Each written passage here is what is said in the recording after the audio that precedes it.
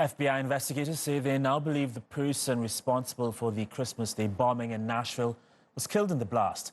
A 63-year-old man from Antioch, Tennessee, named Anthony Quinn Warner. Forensics analysts matched Warner to DNA taken from the site. Authorities are yet to determine his motive. Based on the evidence that we've gathered at this point, we've come to the conclusion that an individual named Anthony Warner is the bomber, that he was present when the bomb went off, and that he perished in the bombing.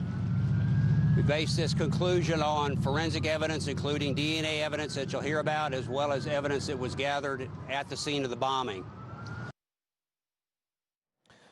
From all this, Andy Rogan joins us from Chicago, Illinois. Hi, Andy. So it seems the FBI is close to solving the case.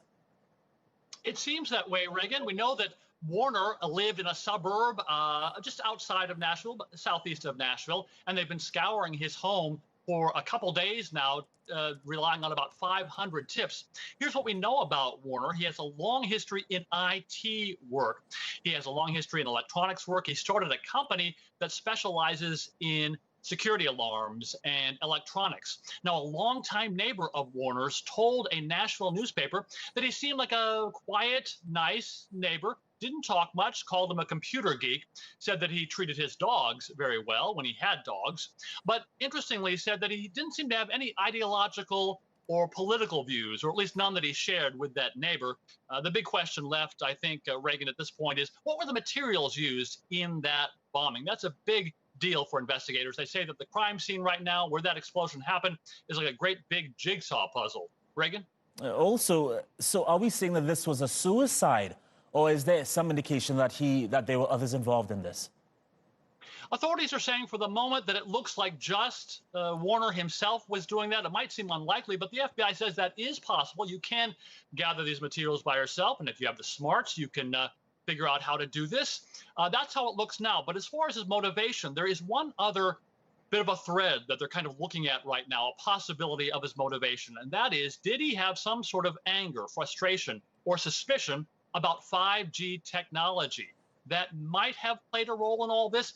They aren't saying that for sure yet, the authorities, but the mayor of Nashville says, look, he thinks it's likely that Warner targeted that AT&T communication center for that reason, or for a particular reason. And Reagan, if that's true, if that is true, that he had suspicions about 5G technology and how he might have thought it was spying on everybody, that really marks a dangerous escalation in these conspiracy theories. You've been hearing this all over America, that 5G technology is spying on you, or that it's related to the coronavirus. We saw a lot of that going on, those theories being thrown about at COVID lockdown protests earlier this spring.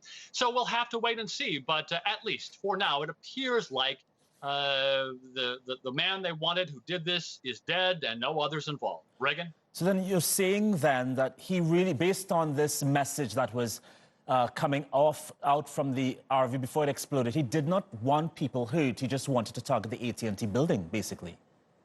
Yeah, and it kind of struck me when the neighbor said that he treated his dogs very well when he had dogs. Maybe he was a compassionate person who didn't want to harm dogs or people.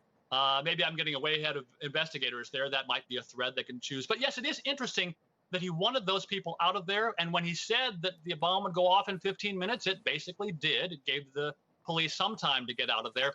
So that is an interesting angle to all this. One more note, Reagan, police officers, those 6 police officers, some of them talked today about getting people out in those moments. They were terrified. Those officers, they weren't afraid to say.